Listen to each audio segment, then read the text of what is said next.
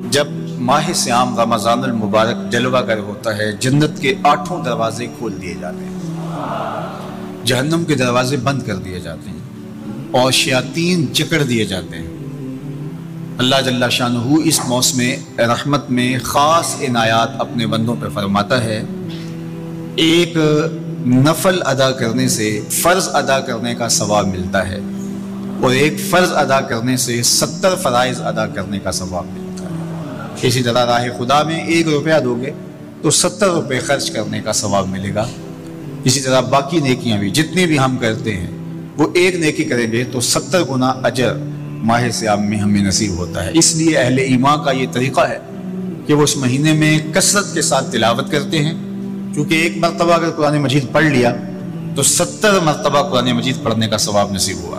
ماہ سیام میں چونکہ شیطان بندہ ہوا ہوتا ہے تو ہم اپنے آپ کو نیکی کی طرف اگر لانا چاہیں تو اتنی رکاوٹیں نہیں ہوتی جتنی عام دنوں میں ہوتی ہیں، لیکن اس کے باوجود بہت سارے لوگ ہیں جو رات کو بڑا پکا ارادہ کر کے سوتے ہیں کہ میں صبح وقت پہ اٹھوں گا اور نوافل بھی پڑھوں گا اور نماز بھی ادا کروں گا، لیکن جب صبح ہوتی ہے تو انہیں یا تو جاگ نہیں آتی یا نیند سے بیدار ہو جاتے ہیں، بستر سے اٹھا نہیں جاتا۔ جبکہ وہی شخص انہوں نے صبح سبزی منڈی جانا ہو تو چھلانگ لگا کے اٹھتے ہیں اور سبزی منڈی پہنچتے بھی ہیں۔ سستی طبیعت کا کسل نہیں ہوتا۔ عمومی طور پہ ہم اپنے آپ کو بیمار تصور کر لیتے ہیں اور سستی اور کسل کا نام دے کر کے، بہانہ دے کر کے ہم کہتے ہیں کہ بس کیا کریں، ہم کو ارادہ کرتے ہیں روز لیکن ہم سے اٹھا نہیں جاتا، بس طبیعت اس طرح کی ہے، کسل ہے، سستی ہے۔ یہ بات ذہن میں رکھیے گا کہ ارادہ کرنے کے باوجود بھی صبح جب ہم اٹھ نہیں پاتے یا کوئی بھی نیکی کا کام ہم کرنے کا ارادہ کرتے ہیں تو ارادہ کرنے کے باوجود ارادہ ہی رہ جاتا ہے، ہم کر نہیں پاتے۔ تو اس کا سبب یہ ہوتا ہے کہ بہت سارے ہم گناہ کر چکے ہیں اور ان گناہوں کی وجہ سے ہم نیکی کی توفیق نہیں پاتے۔ حضرت حسن بصری رضی اللہ تعالی عنہ نے یہی وجہ اس کی بیان فرمائی ہے۔ تو اس کا بہترین طریقہ یہ ہے کہ توبہ کی جائے اور توبہ بھی سچے دل سے کی جائے، رو رو کے اللہ سے گناہوں کی معافی مانگی جائے، اور سچے دل سے جب توبہ کی جائے تو پھر سارے گناہ نہ صرف مٹا دیے جاتے ہیں بلکہ ان کو بدل کے نیکیوں میں تبدیل کر دیا جاتا ہے۔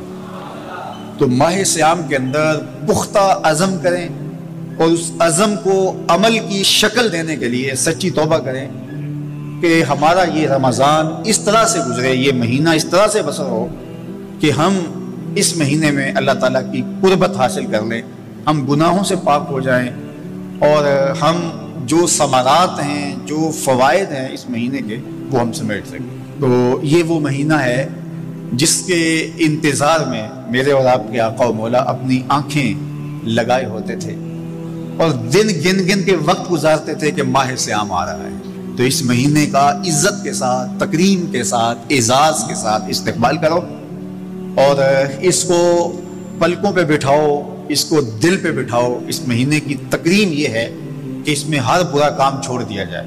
اگر کوئی شخص برا کام نہیں چھوڑتا اور روزے رکھتا ہے تو میرے اور آپ کے آقا و مولا کا ایک فرمان سن لیجئے، من لم یدع قول الزور والعمل بہ فلیس للہ حاجۃ فی ان یدع طعامہ وشرابہ۔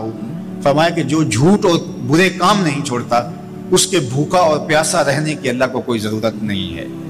تو روزہ خوراک بچاؤ مہم نہیں ہے جو چلائی جاتی ہے، بلکہ یہ تزکیہ نفس کا موسم ہے، باطن کی صفائی کا موسم ہے۔ اور باطن کی صفائی نہیں ہوتی جب تک ہم کوشش کریں۔ آپ کے بدن پہ بہت ساری میل چڑھی ہوئی ہے اور جمی ہوئی ہے بدن کے ایک ایک عضو پہ میل، تو آپ پانی میں چھلانگ لگا کے باہر بھی آ جاتے ہیں تو میل نہیں اترتی۔ چلو کچھ نہ کچھ فرق تو ضرور پڑ جاتا ہے لیکن میل نہیں اترے گی۔ میل کب اترے گی؟ جب آپ اپنے بدن کو مل مل کے اس کے اوپر صابن لگا کر کے اچھی طرح سے اس کو جب اتاریں گے محنت کوشش سے تو پھر آپ کا بدن مہک جائے گا، ہلکا پھلکا ہو جائے گا، میل اتر جائے گی۔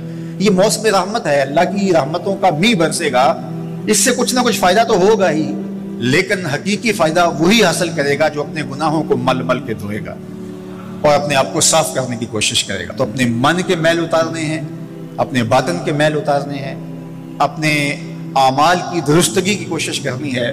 صلاۃ التراویح مسجد میں نہیں آ سکتے تو گھروں میں پڑھ لیجئے، جس طرح بڑی عمر والے لوگوں کو، بیمار لوگوں کو کہا گیا کہ آپ گھروں میں پڑھ لیں، بچوں کو کہا گیا، لیکن چھوڑیے گا نا یہ رمضان المبارک کا خاص عمل ہے۔ آج کل دین بیزار طبقہ مختلف جگہوں پہ بیٹھ کے مسجد پر، مدرسے پر، تراویح پر، ان چیزوں پر تبصرہ کر رہا ہے اور اتنا ہلکا ثابت کرنا چاہ رہا ہے ان امور کو جس طرح یہ چیزیں ہوتی کچھ نہیں ہیں، جبکہ ماہ سیام کے قیام پر میرے اور آپ کے آقا مولا نے بشارت دیتے ہوئے فرمایا من قام رمضان ایمانا و احتسابا غفر له ما تقدم من ذنبہ، جس نے رمضان المبارک کی راتوں میں قیام کیا ایمان اور محاسبہ نفس کے ساتھ، اللہ اس کے پچھلے سارے گناہ معاف فرما دیتا ہے۔ یہ بہت بڑی دولت ہے، تو اس دولت کو ضرور سمیٹیے گا، ضرور حاصل کیجئے گا، من کی ستھرائی، عفت اور پاکیزگی کا سامان کیجئے گا۔ اللہ آپ سب کو اپنی امان میں، اپنی حفاظتوں کے حصار میں رکھے۔